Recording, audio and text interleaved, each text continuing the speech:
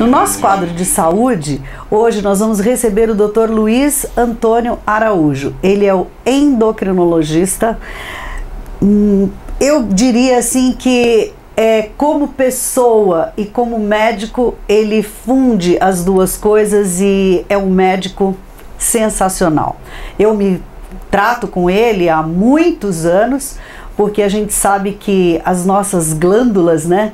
A gente é movido a hormônios e toda essa coisa, e a gente tem que adotar um endocrinologista, assim como um cardiologista, assim como todas as especialidades para cuidar da gente. E hoje o nosso tema é diabetes. Ele vem de muitos congressos e tem muitas novidades. Eu adoro entrevistar você, meu querido. Muito obrigado, Tudo é um prazer bem? muito grande, né?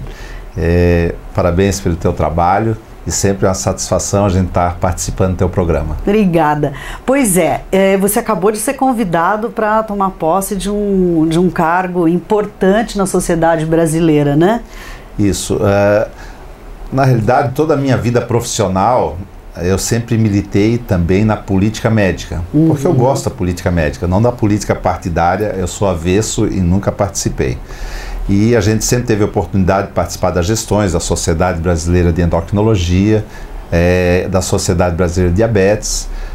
Na próxima gestão agora eu já fui eleito como tesoureiro da Sociedade Brasileira de Diabetes, e na gestão seguinte já fui convidado para ser vice-presidente da Sociedade Brasileira de Diabetes. O que legal, muito me né? honra e honra a minha família, porque na realidade isso é resultado de um trabalho que a gente vem fazendo há mais tempo. E honra os teus pacientes. E honra meus pacientes e eu fico também muito honrado.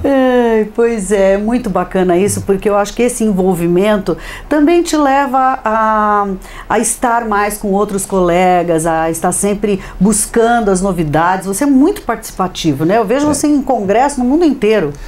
Isso na realidade aumenta a expertise, porque como tu colocasse, a gente acaba convivendo com outros profissionais, trocando informações, trocando ideias, participando de congressos. Eu participo em média de 2 congressos internacionais por ano. Nesse ano nós participamos do congresso da Sociedade Americana de Endocrinologia, Endocrine Society, e do congresso da Sociedade Europeia de Endocrinologia. Então a gente consegue trazer as novidades. Isso sempre é um fator motivador para a gente trazer essas novidades para os pacientes e aprimorar o tratamento do nosso paciente diabético. Então, hoje a gente trata o paciente. Antigamente a gente tratava a doença. Por quê? Isso é um conceito novo, não tão novo assim, mas um conceito recente, porque normalmente o endocrinologista tratava a glicose do paciente, a hemoglobina glicada, ou seja, fazia o controle do diabetes. E a gente sabe que o grande desafio do endocrinologista, junto com seus pacientes, é prevenir as complicações do diabetes. Além das complicações na retina, as complicações nos rins, as complicações nos vasos, nas artérias e membros inferiores. A grande complicação a ser prevenida no diabético tipo 2, que é o diabético do adulto, que corresponde a 90% dos pacientes, é prevenir a doença cardíaca e circulatória, ou seja, a complicação do infarto e do AVC, que é o derrame. Então, a visão hoje do tratamento é tratar o paciente como um todo. A gente não trata só a glicose, só o diabetes. A gente tem que tratar das alterações do colesterol, que é o outro fator de risco cardíaco. Juntamente com o cardiologista, a gente trata a hipertensão arterial do paciente, mantém controlado.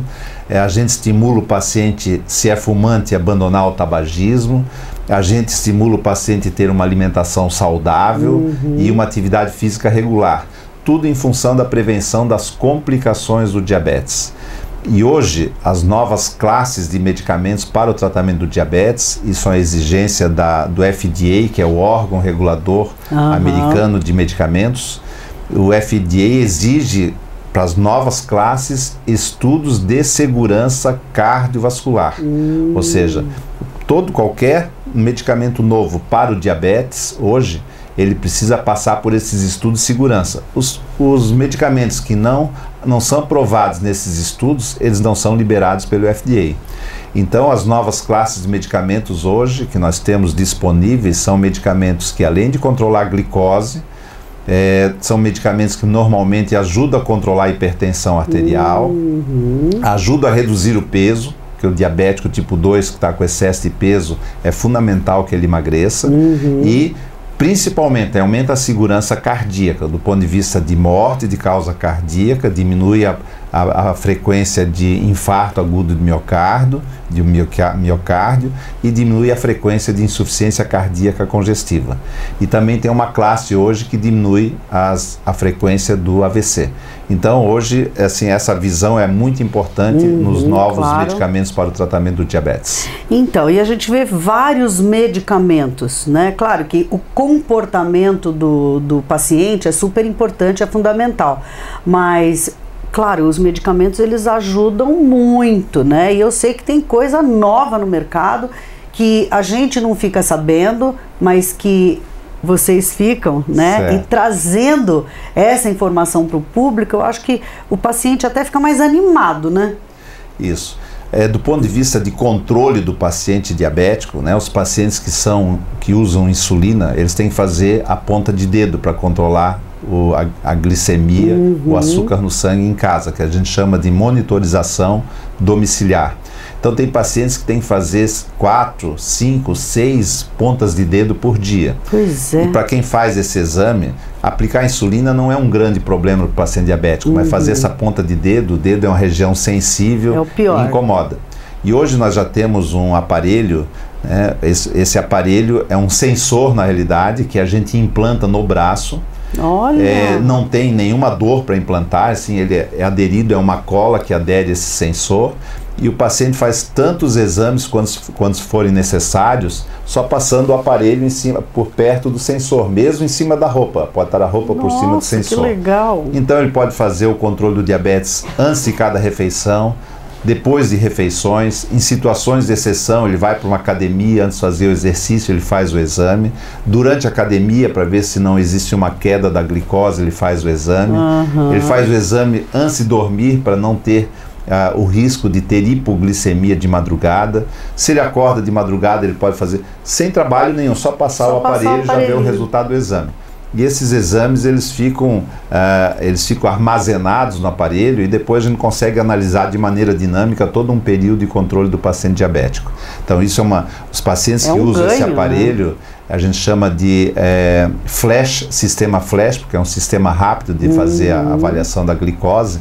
E atualmente também no Congresso Europeu de Diabetes esse ano, que teve em Lisboa, tem um sensor também que ele é só conectado aqui no lobo da orelha e também ele faz tantas glicemias quando for necessário, sem fazer punção, sem ter que perfurar. Sem ter que fazer o furinho que é o terror do paciente. Outra novidade no controle do diabetes no paciente dependente de insulina são as bombas de infusão de insulina mais modernas, que são programadas para liberar insulina a uma determinada quantidade por hora. E em cada refeição sugere o quanto libera de insulina para aquela refeição, dependendo do que o paciente bacana. Ingere de carboidratos. Mas a grande novidade é que essas bombas novas, elas são automaticamente, se começar a cair a glicemia, o açúcar no sangue, ele para de infundir insulina automaticamente, não levando a uma hipoglicemia. E na medida que se recupera a glicemia, volta a liberar a insulina. Automaticamente. Isso, é o que a gente chama de pâncreas artificial.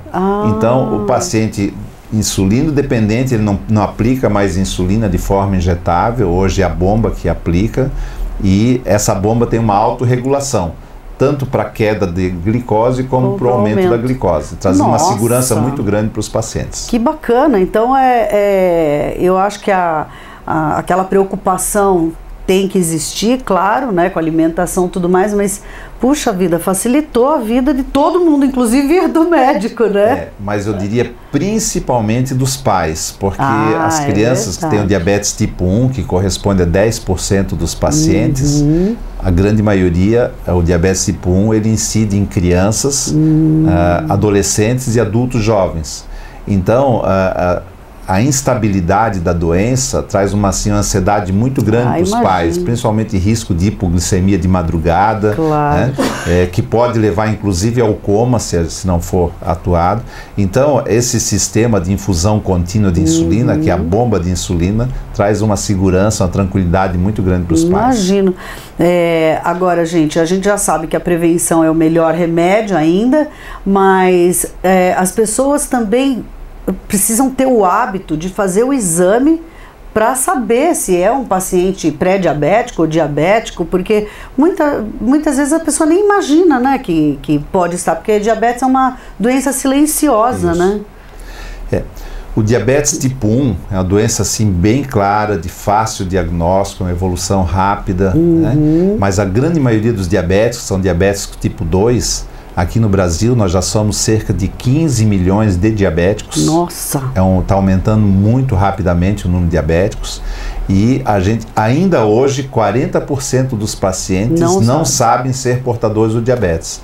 Então, obrigatoriamente, todo paciente acima de 40 anos, uma vez por ano, pelo menos, tem que fazer o exame de glicemia, para detectar precocemente. O que tu colocasse é muito importante, a prevenção.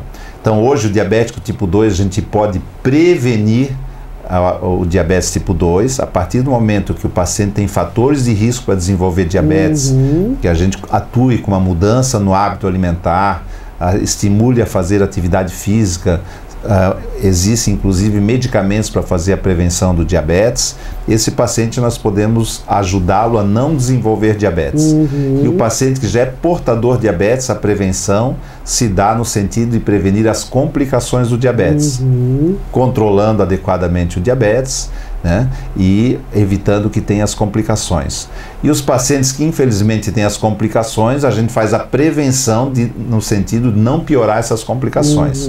Então, sempre tem uma forma de a gente auxiliar o paciente diabético. Que legal, a gente fala da doença, mas também fala da solução. Isso, né? Isso mesmo. Obrigada, querido. Daqui a pouco a gente vai ter o Novembro Azul, né?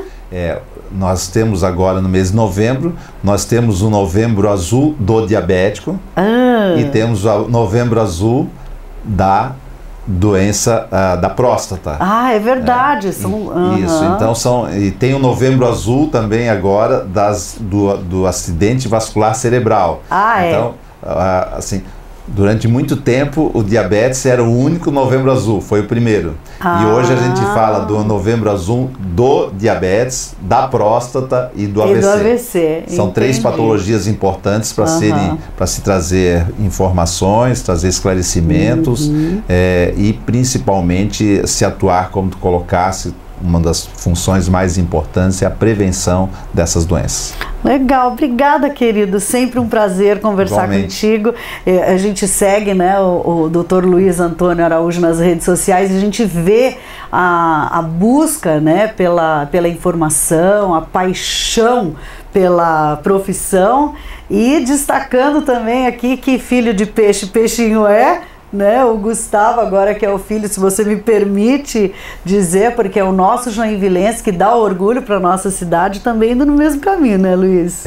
O Gustavo nos deixou muito orgulhosos porque ele está terminando, terminou a graduação, fez 2 anos de residência em clínica médica, está terminando a cardiologia, mas principalmente hoje ele já de forma assim brilhante, ele já defendeu o seu doutorado, então ele é o primeiro doutor da família, né, na área médica. Quantos anos que ele tem? O Gustavo tem 30 anos e ele ainda tem 2 anos pela frente porque ele está se dedicando para a hemodinâmica. Então a tese de doutorado dele foi na área de hemodinâmica. E assim, a gente tem muito orgulho dos nossos filhos e o Gustavo em especial nesse aspecto do doutorado. Bom, ficamos aqui com o nosso quadro de saúde, agradecendo a presença do Dr. Luiz Antônio Araújo. Então é isso. Continue escrevendo pra gente, continue participando do nosso programa e lembre-se que nós também estamos em todas as redes sociais. Pode acessar o nosso site, tá tudo lá. No nosso programa Fabiola Bernardes no YouTube também e na plataforma do Facebook, onde a maioria das pessoas nos assistem. Então é só seguir nas redes sociais que a gente vai estar lá.